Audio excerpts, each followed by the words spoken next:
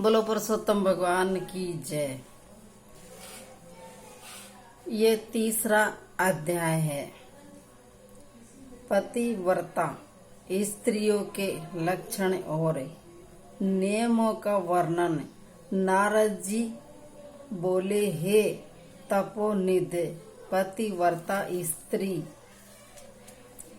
की आपने प्रशंसा की थी, उसके लक्षण कहिए। सूत जी बोले, हे ब्राह्मणों, श्री नारद जी के पूछने पर श्री नारायण बोले, हे नारद जी सुनिए, पतिव्रता के लक्षण बताते हैं। पति नीच ईर्ष्य भाव का हो, चाहे रोगी हो, क्रोधी, शराबी, बूढ़ा, मूर्ख, गूंगा, अंधा, बहरा, भयानक दिखने वाला, निर्धन, कंजूस, दुष्ट चित्त, कायर था, चाहे पर स्त्री लपेटे ही क्यों न हो, साध्वी स्त्री उसे देवता मान कर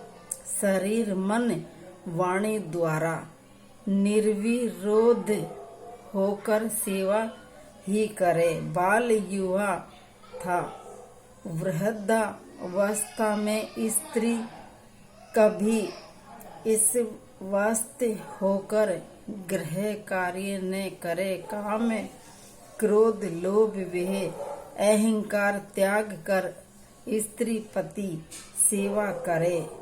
कोई अन्य मनुष्य कार्य मात होकर उसे बुरी निगाह से देखे, छुए, तब भी अपने मन में विकार न आने दे, तो वह स्त्री उसके शरीर में जितने रूम हैं उतने ही 1000 वर्ष तक स्वर्ग में निवास करती है। अन्य पुरुषों के रूप, धन, गुण आदि पर भी जो स्त्री मोहित होकर अपना धर्म नहीं त्यागती है, वे स्त्री साधु लक्षण वाली सती है। साध्वी स्त्री को मनुष्य तो क्या, देवता गांधारी भी सत्य से चलाए मान नहीं कर सकते हैं। सती स्त्री पति के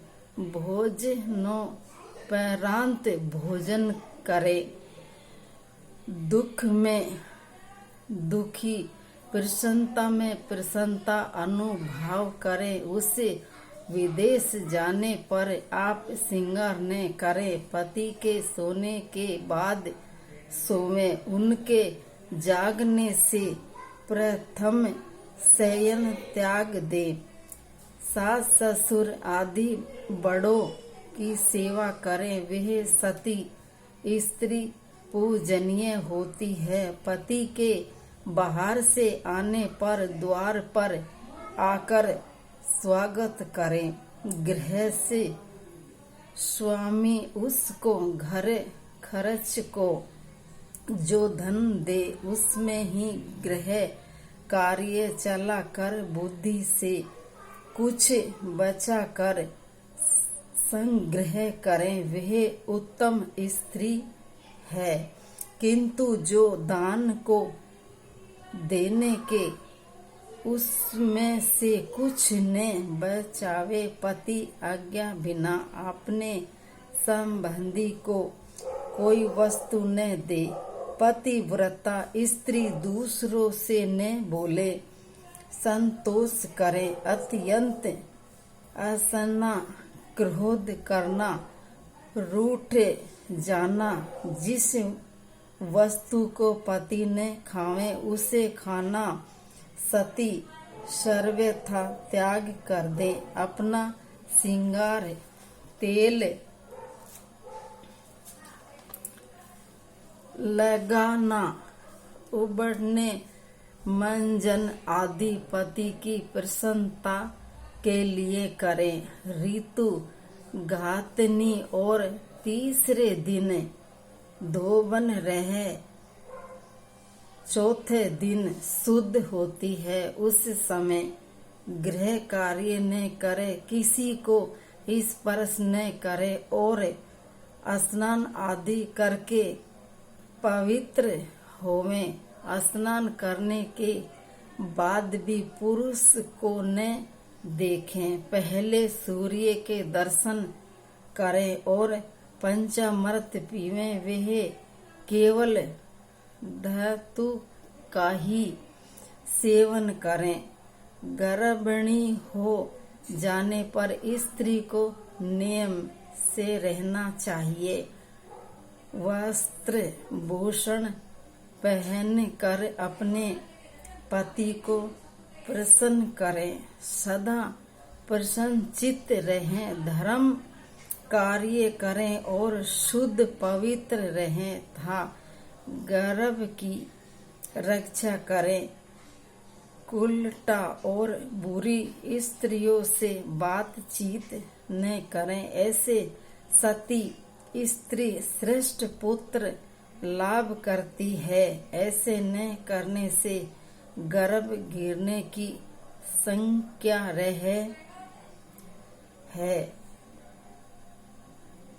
अपने से अधिक गुणों वाली सोते को न त्यागे। ईर्ष्या और क्रोध होने पर भी उससे लड़ाई न करे। पति की बात आदर से सुने और बात न काटे। भोग के निमित्त पति उत्कंठ से बुलाए तो हंसती हुई जाए। पति के गाने से प्रसन्न हो। लड़ाई झगड़ा की न करें।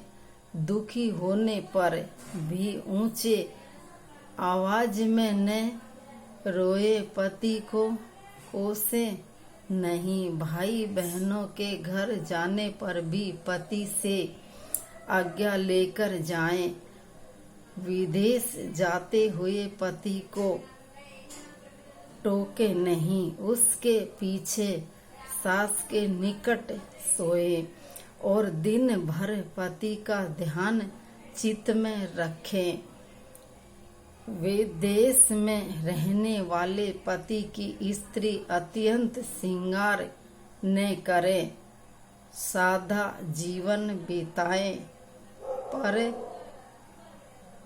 पुरुष से हंसी मजाक न करें। अकेले और एक वस्त्र में न घूमे। पति के बुलाने पर स्त्री को चाहिए कि वे हंस कर शीघ्र जा पहुँचे।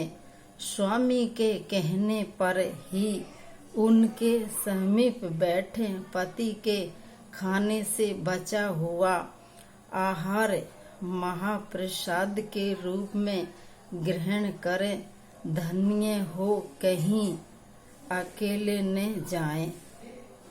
नंगन स्नान न करें और पति से द्वेष करने वाली स्त्री से मित्रता न करें।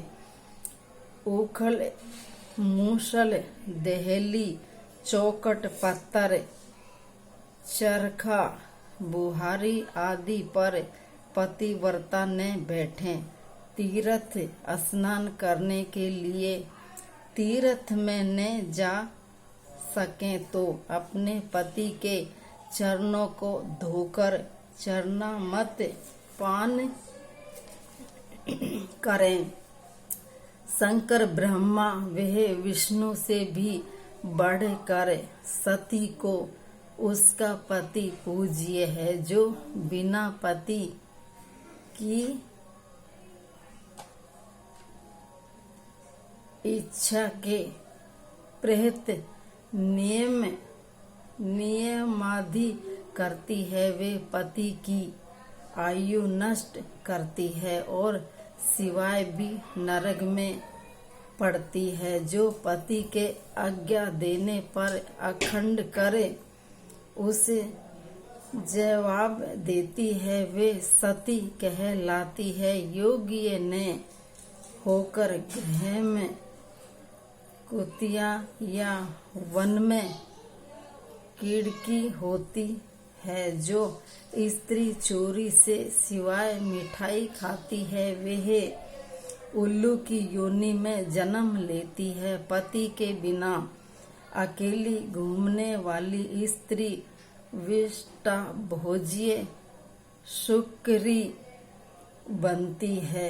पतिव्रता के लिए देवता, गुरु, धर्म, तीर्थ, वह बृहतादि सब कुछ पति ही है। अंत सब कुछ छोड़ पति के चरणों का पूजन करें। पति के साथ छाया के समान सती को रहना चाहिए। जिस प्रकार सर्प को पकड़ने वाला अपनी मात्र शक्ति से बिल में भी सर्प को पकड़ लेता है, उसी प्रकार यमराज के हाथ में स्त्री का पतन हो जाने से पति वह पिता दोनों अगर स्वर्ग में भी हो तो निश्चय ही उनका पतन हो जाता है।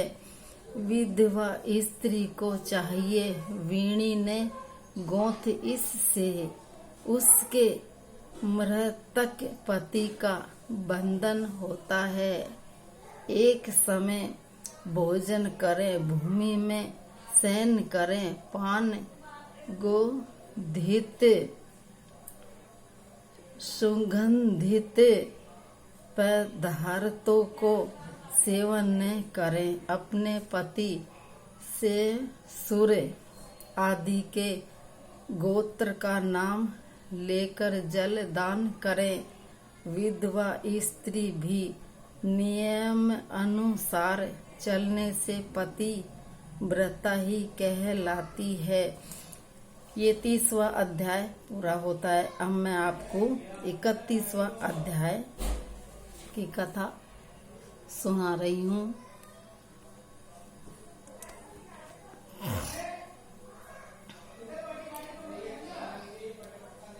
श्री पुरुषोत्तम मास महत्व की महानता का वर्णन। सूत जी बोले,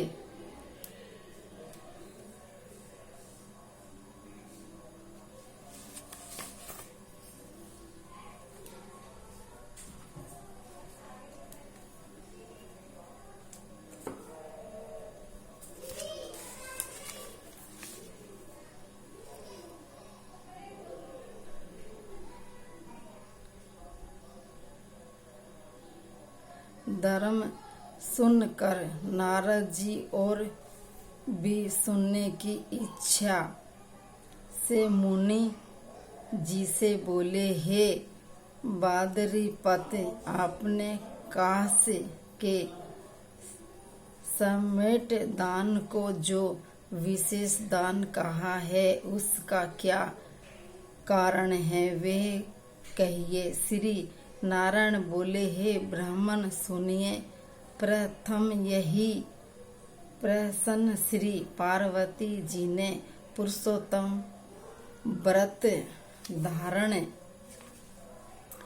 करते समय महादेव जी से किया था कि हे कृपा सिंधु, व्रत समाप्त पर कौन सा दान करना श्रेष्ठ है। ये सुनकर श्री पुरुषोत्तम भगवान का ध्यान कर श्री शंकर जी पार्वती से बोले, हे अपनों, श्री पुरुषोत्तम व्रत की पूर्ति करने के लिए कोई दान करने की समर्थ नहीं है ही नहीं रखता। हे पार्वती प्रहति, जो दान भगवान के प्रिय महीनों में करने को कहे गए हैं, वह आजकल कौन रूप में हैं। इसी से पुरुषोत्तम व्रत की पूर्ति करने वाला दान कहीं भी नहीं दिखाई देता है। इसके दान की पूर्ति में संपुष्ट दान अर्थात ब्रह्मांड का दान है। वह दान कहाँ से किया जावे? जब छोटे ही दान नहीं कर सकते, उसी ब्रह्मांड का प्रतिनिधि काशी का स्पष्ट हाथ या परात बनवाए, उसमें 30 मालपुआ रख कर संपुष्ट करे, सूत से लपेटे था ब्राह्मण पूजन करें। उसी व्रत पूर्ति के लिए प्रसन्नता से दे दें। अगर शक्ति हो तो इस प्रकार की 30 स्फुट वेद पाठी विधान ब्राह्मण को दान करें। इस प्रकार पार्वती जी महादेव जी के वचन सुन अत्यंत प्रसन्न हुई और 30 ब्राह्मणों को 30 समट प्रसन्नता पूर्वक दान किया। श्री सूत जी बोले, हे ब्राह्मणों, श्री नारायण के वचन सुनकर नारद जी प्रणाम करते फिर बोले, मैंने इन सब कथा को सुन